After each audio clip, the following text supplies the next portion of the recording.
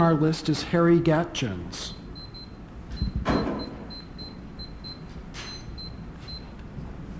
Hi. Okay, Harry, I think you were here when we I understand the rules. Undertook to explain the rules. Okay, so your time starts now. Okay. I'm Harry Gatjens. I am a lifetime resident of the area. My family moved to Linwood, but what was then Alderwood Manor a week before I was born. The house next door to us when I was growing up was a chicken farm. Now that same lot is a Kentucky Fried Chicken, so the chickens are still there, they're just in a slightly different state of being, and I'm still here. So I grew up in the local area. My family at the time, Alderwood was a small community, so they were pretty active in what went on in the local area. My father was the president of the Edmonds School Board 50 years ago. My mother spent 24 years working as a school secretary. I went to local schools. I graduated from Matterdale High School. And when I was in high school, we thought Edmonds was a place for old people. They rolled up the sidewalks at 6 o'clock, and it was nothing for us young people to do. Unfortunately, I am an old people now, so Edmonds is still good for me. I went to the University of Washington, got a master's degree in 1978, and spent the last 35 years working as financial controller or financial administrator for a number of firms, everywhere from the world's largest, most profitable insurance broker to the world's smallest and least profitable internet shoe retailer.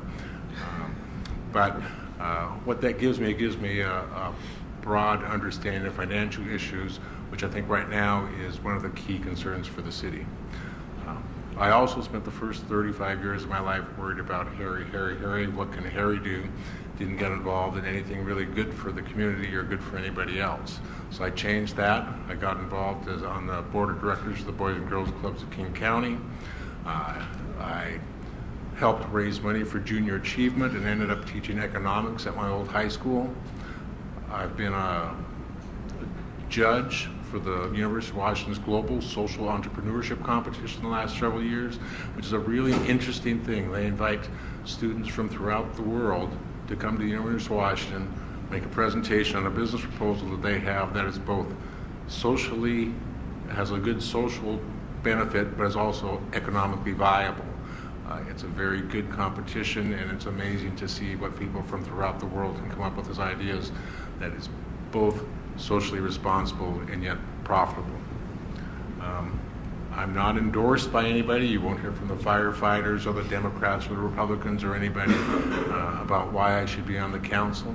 The reason I think I can be helpful to the council is, number one, I care about the life of the Edmonds citizen. I think the citizens here deserve good government. There are times when I'm not sure they get good government. I've been somewhat disappointed in the council recently in that I've seen a lot of contrariness between council members. I've seen picking at each other. I've seen flip-flopping on decisions. And these are things that I just don't think that citizens of Edmonds deserve out of their government. I think I can help in that process, number one, because I'm very good at taking financial issues, breaking them down, and presenting them in ways that non-financial people can understand. So I think decisions that have been reversed in the past because people didn't really consider the true financial impact, we'd solve those issues before it got to a vote, before we had to make a change. I also think that conflicts between council members should be talked not in a city council meeting, but between each other. And I tend to get to a point where most people like me, and so I feel like I could serve as the liaison between this person and this person, and point out that while everybody on the council, and I do believe everybody on the council, has the best interests of the citizens of Edmonds at heart, they let pettiness on their own particular issues get in the way of doing what's best for the city. I think I can help with that. I think that's my speech. Okay, good. Oh no, I'm not done. I'm not done. I also think I'm pretty good at getting things done. And the reason I got involved in actually looking at city politics is about 17 years ago, some friends of mine started a television show that was supposed to be just for 1 year. They got involved in Ross Perot's presidential campaign, thought he was something different, and so we should do a show, and we cover different public issues.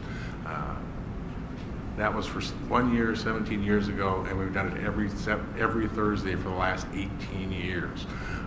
We've had the governor on, we've had congressmen on, we've had senators on, we've had the mayor of Edmonds on. We had him come on a couple of weeks ago, or a couple of months ago, talking about the skipper's purchase, and talking about not only just the skipper's piece of property in the city of Edmonds, but what that means to Edmonds and other cities throughout the country that have this issue of we're now in hard economic times.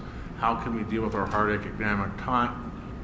economic times and at the same time worry about the long-term direction of the city? If a piece of property comes up that will benefit the city in the long term, can we really just ignore it because right now we'd have short-term difficulties? And cities throughout the country are dealing with that.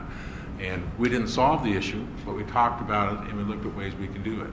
And I think the issue needs to be solved. I can't solve it myself, but I think between my ideas and council ideas, perhaps we can do that.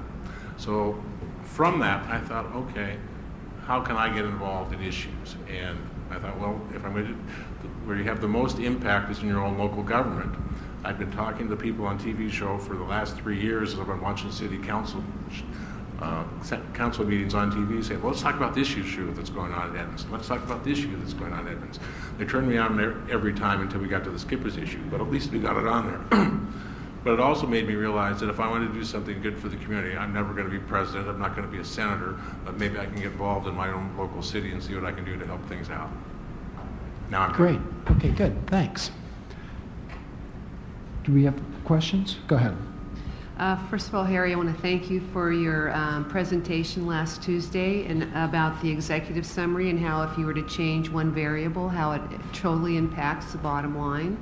And that's one thing we're going to be looking at the levy committee, and I'm very glad that you also applied for the levy committee, because I think that that's some things that really people need to understand, that one person's vision can be one way, but another person's perspective can totally change something. So my first question is, which I've asked everyone before, what are ways that you think we can solve the budget issues? Well, I don't have all the facts. I did a quick analysis based on what the mayor presented.